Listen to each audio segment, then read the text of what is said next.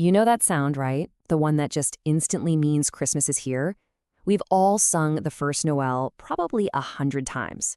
But have you ever really stopped to listen to what it's saying? Let's do that. Let's really dig in and uncover the incredible story that's packed inside this super famous ancient carol. It all kicks off with this line, a line we all know by heart. It just feels so warm and traditional, you know? Like something straight off a Christmas card. But what's cool is that this simple opening, it's really a doorway into a much bigger, much deeper story.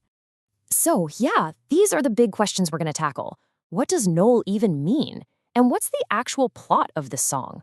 We're going to go way beyond the familiar tune to get at the words, the history, and the really profound message that has kept this song alive for centuries. Okay, first things first, Noel. It's not just some random festive-sounding word. It's basically a declaration. It comes from the French word for Christmas, and it's all about joy and a big public announcement. So think of it this way.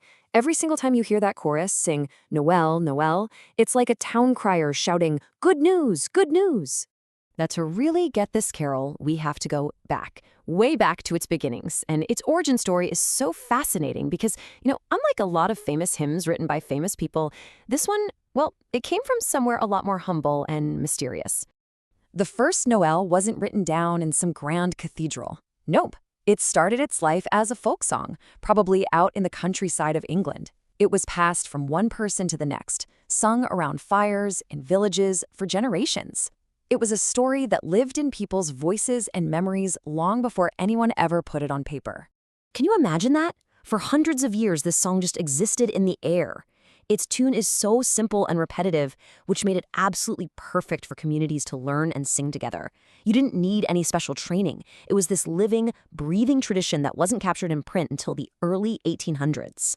Okay, so we know a bit about where it came from, but what story is it actually telling us?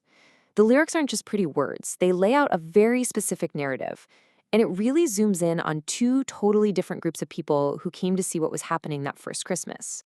So the song basically breaks the nativity story into two big scenes. First, you've got the shepherds. They're local guys, right there on the ground when the news breaks. And then you have the magi, the wise men, who are coming from a long, long way away. The carol weaves both of their stories together. And here's the really important part.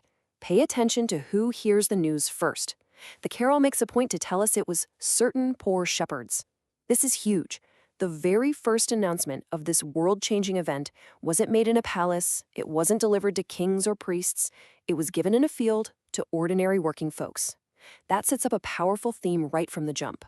All right, and this is where we really get to the heart of it all. The carol's decision to focus on these two specific groups, the local shepherds and the foreign magi, is no accident. It's actually the key that unlocks the song's deepest and most powerful message. Just look at the contrast here. On one side, you've got the shepherds. They're local, they're Jewish, they're humble. On the other side, you've got the magi. They're foreign, they're regal, they're not Jewish, they're Gentiles. By bringing both of these groups to the exact same spot, the carol's making this incredible statement. This news is for everyone. It's for the insider and the outsider, the poor and the wealthy, the people nearby and the people on the other side of the world. So how do all these different people find their way to the same place? They follow a star. And in the carol, that star is so much more than just a ball of gas in the sky. It's this beautiful symbol of God's divine guidance. It's like God put a giant sign up in creation itself, a light in the darkness, to lead anyone who's looking for an answer.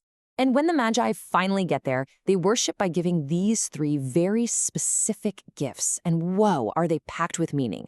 Gold is a gift for a king, right? So that's acknowledging Jesus' kingship. Frankincense was an incense used in temple worship, pointing to his divinity, that he is God.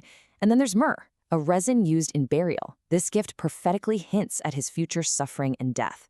So in this one single act of worship, the Magi basically tell the entire story of who Jesus is and why he came. It's amazing.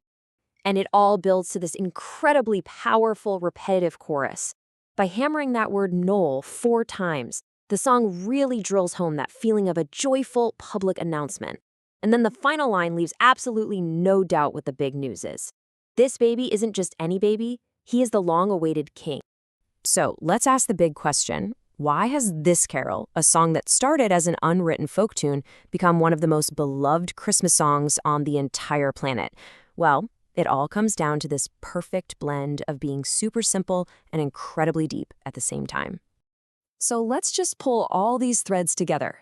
This simple little carol is actually a theological powerhouse. It's telling us that this good news is a gift, not something you earn. It's a story that started with the humble, but was meant for the mighty, too. It shows us that God provides a light for anyone who's searching, and it reveals Jesus' identity as King, God, and Savior. All of that is packed into just a few verses, and that right there, that's the true genius of it. The melody is so simple and easy to sing, anyone can join in. But wrapped up in that simple tune is a story with incredible theological weight. It's the kind of song that a little kid can sing and a theologian can study, and both of them can walk away with something meaningful. So the next time you hear those opening notes, listen a little closer. Listen for the whole story. The story of shepherds and kings, of outsiders and insiders, all brought together by a single star. And it kind of leaves us with this amazing question, doesn't it?